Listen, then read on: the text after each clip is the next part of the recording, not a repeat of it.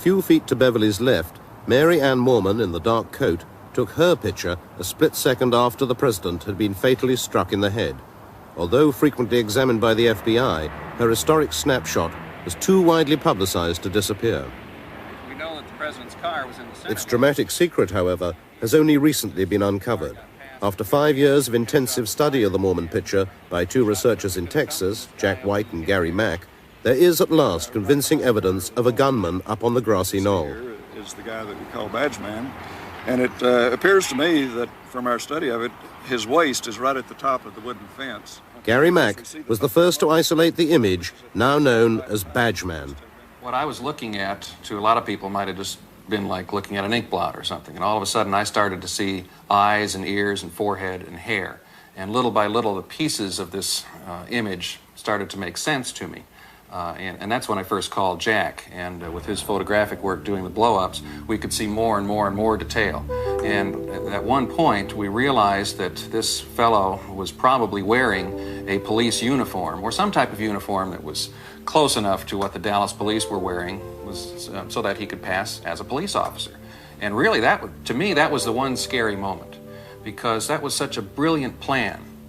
A police officer in that location, away from where people were watching, if anyone did see him, they wouldn't think anything about it, because there were police in that area, although nowhere near where we see this guy. So this guy was an imposter. And I got chills then, because that was the realization that this was a very cleverly, well thought out plan. You have to keep in mind that the Mary Moorman picture is about this size, and the area that we're dealing with is about a 1/4 inch square. So the area that Badgeman appears in is very tiny. And that's why the attempts to enhance it photographically have been very difficult over the years. This small area was the scene of an extraordinary encounter. Behind the picket fence, there is a car park, and in 1963, Gordon Arnold was a 22-year-old serviceman, just out of training camp and en route to a posting in Alaska. This is his first film interview. On that particular morning, what happened was I came downtown and I thought there was going to be a parade. So what I did was I parked my vehicle back here in this parking lot, and I intentionally walked to this particular corner because I wanted to take pictures of the parade off of the railroad bridge. Well, this is about as far as I got, because what happened is when I got my leg to about this position, a man came around the corner off the bridge, had a suit on, and he turned around and he told me that I wasn't going to be there. And I guess I was younger and more spunky at that time, because I told him, you and who else is going to keep me off the bridge? And he pulled out an identification card and he said, I'm with the CIA. And I said, well, that's enough muscle. I'll leave. So I turned around and I brought my leg back over like this. I walked down the fence line here about halfway.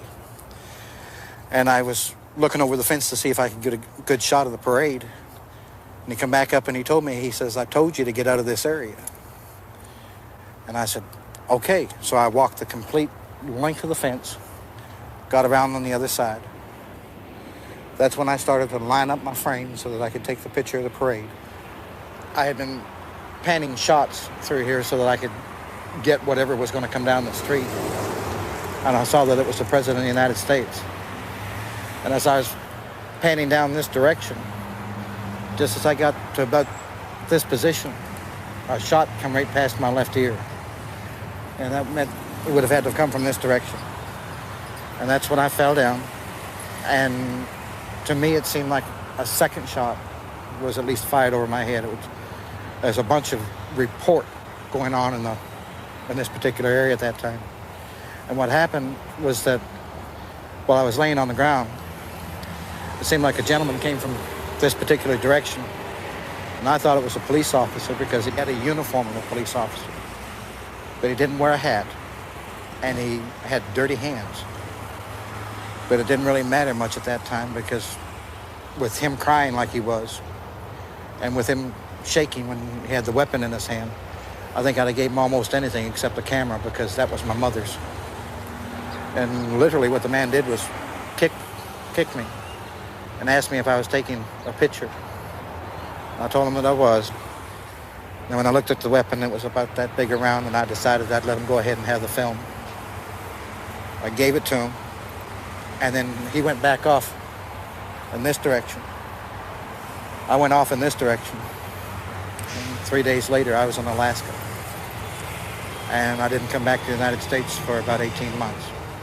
We spent a lot of time studying the picture and looking at little details, and I guess in the back of our minds was a story that had come out 4 years earlier by a man named Gordon Arnold, who claimed to be a witness to the assassination and claimed to have been standing up by the fence. And there was a light blob of something very close to where badgeman was. We weren't sure what it was, but gradually as details started coming out with Jack's photo work, we realized that this image was probably Gordon Arnold. And here's a guy who had told his story just to an acquaintance and was overheard, and that story went off to the news media, and Gordon Arnold was interviewed, and it appeared in the newspaper that he had been at the scene and was in that location, but no one believed him because there were no photographs or films that showed a man in that position. But all of a sudden, the Mormon picture confirmed his story.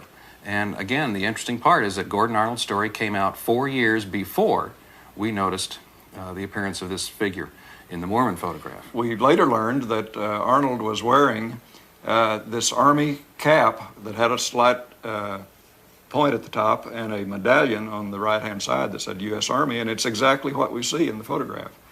We also know that Gordon Arnold was filming this scene with a movie camera, and that's exactly what the photograph shows, because we see the right arm of the person in this position with his hand up toward his face and what appears to be obstructing his face, something perhaps like a movie camera. All right, you want to check that measurement once again? Yeah, this is about... Gary and Jack's work has been verified and duplicated by independent experts in Great Britain. Measurements taken in Dealey Plaza and from Mary Ann's original camera confirm that it was possible for the badgeman figure to have fired the fatal headshot. And excellent view of the street from here. See the center lane, which is where the president was, and see that whole lane for almost the entire period. It's a great position to be in. But the photograph had yet more to reveal. I was sitting in the office here one day looking at the picture, and I saw just all of a sudden what appeared to be another image standing directly behind the badgeman. This appears to be a person in a hard hat and a white t-shirt. The lighting on him is entirely consistent with the lighting on badgeman. In other words, there's a highlight on the construction helmet that he seemed to be wearing. There's a shadow of his head down on his shoulders, and the lighting source is absolutely consistent with the rest of the picture. He appears to be looking off in the direction of the school book depository. It was important in all this work that we develop somehow some independent corroboration for what we were seeing. And one of the important and yet often neglected witnesses in the Kennedy case is a railroad signalman named Lee Bowers, who was working in a railroad tower behind the picket fence and behind the grassy knoll. And he had a good view of the area where we see these figures. And he testified to the Warren Commission and told them that when Kennedy appeared in Dealey Plaza, there were two men behind the fence that he could see. And these two men were in this one position the whole time before, during, and after the shooting. Lee Bowers died in a mysterious car accident 2.5 years after the assassination. However, his story is confirmed by another eyewitness, Ed Hoffman, a deaf mute who is interviewed here for the first time. I'd gotten off work early because I had a dentist's appointment. I was traveling down the freeway here, and I remembered that President Kennedy was coming to visit Dallas. I parked my car here. I realized at this spot that I would be able to see Kennedy pass close by. I stood here and waited, and I was looking towards where he would be coming from. I suddenly saw two men who looked suspicious directly over there in the car park. 25 years ago, these trees did not obscure the view. From his position at the side of the freeway, Ed Hoffman could clearly see the car park area behind the grassy knoll. I saw a man standing here, wearing a black hat and a blue jacket. I saw a puff of smoke, and I thought it was a cigarette, but it wasn't. He had a gun, and he walked towards the railroad. He tossed the gun to the second man. Then he turned and straightened his jacket, adjusted his hat, and walked casually away.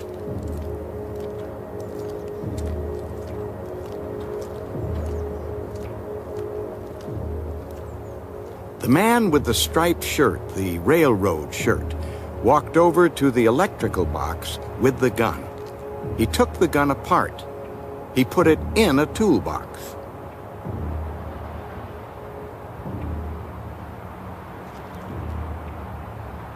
He then walked slowly away in the direction of the railroad track. When the motorcade passed by below me here, I realized that Kennedy had been shot.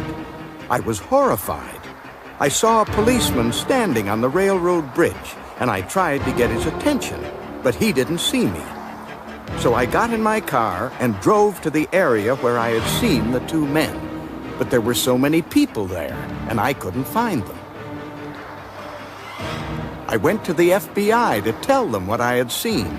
They didn't want me to say anything. They offered me money to keep quiet. They didn't understand that it was more important for me to tell them what I'd seen. It was hard for me to communicate with them. I do feel that the two men I saw were working together, and that the one with the gun behind the fence was the man who shot President Kennedy. Look at the situation. The FBI started in the investigation right away, and they had all these reports, over 50 reports from eyewitnesses saying at least one of the shots came from that area.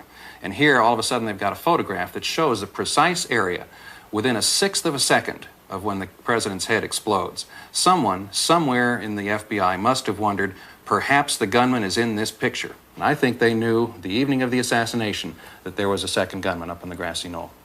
The medical evidence as it exists now does not indicate a shot from the front. But we do have to understand that if badgeman was firing, and if it was badgeman's shot that struck the president in the head, that means the medical evidence has been altered. And there you've got conspiracy existing within the United States government. Despite the government, Gordon Arnold is certain of what he saw. The training that I had just finished, they were shooting live ammunition over us. And when a bullet goes past your ear and your eardrum feels like it's coming out the other side of your head, it's close. That's why I thought I was shot. There's no doubt in my mind that I was there, and it did occur. Further verification of Gordon's presence on the knoll comes from a surprising source, Senator Yarborough. During that shooting, my eye was attracted to the right. I saw a movement, and I saw a man just jump about 10 feet like at the old-time flying tackle in football and land against the wall. I thought to myself, there's an infantryman who's either been shot at in combat or he's been trained thoroughly. The minute you hear firing, get under cover. This colorized version of the badgeman picture was shown to Gordon Arnold for the first time. He has always believed there was no proof of his presence on the knoll that day. Looks like a soldier in summer uniform with an overseas cap on. It looks like it would have been my uniform. It looks like there's a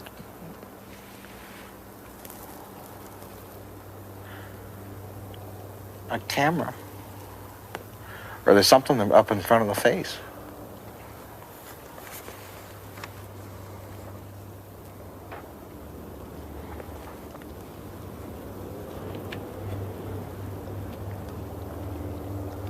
It looks like a white spot. If it's a flash, it would be like off of a muzzle flash.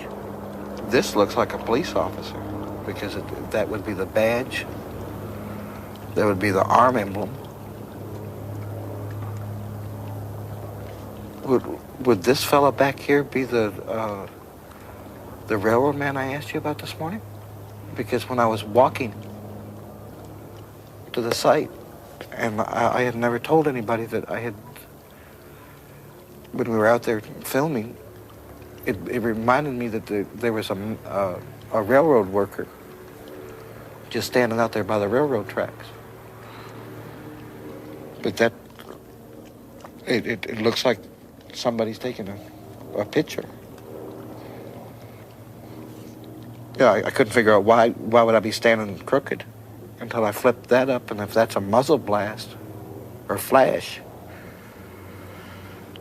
then whoever's standing there would have been a fool to stand up straight. He'd been trying to get away from harm's way is what it boils down to.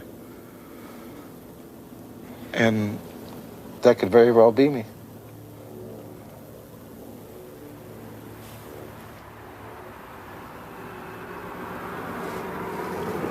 Son of a gun. That would be the closest thing that I've ever... To be honest with you, the picture bothers me because if this is a true thing of what has occurred,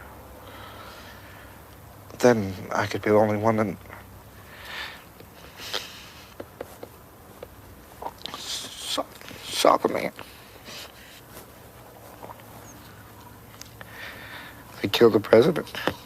And to be honest with you, if I'd have known this,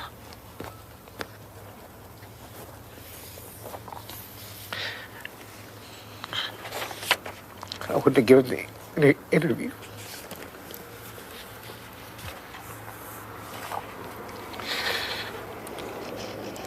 Because that hits too close to home right now. If the figure is real, then that means the witnesses were correct and the researchers who have spoken of conspiracy for 25 years now were also correct. It means the Warren Commission was wrong. There was a conspiracy. The question then is, who was involved in the conspiracy? And alongside with that is, was Lee Harvey Oswald involved in the conspiracy? One of the good things the Warren Commission did was literally itemize the last few days of Lee Harvey Oswald's life. And the problem for the Warren Commission now would become, well, he had no opportunity to be with other people to plan something like this. So we now have to wonder seriously, perhaps for the first time, whether Lee Harvey Oswald even fired any shots.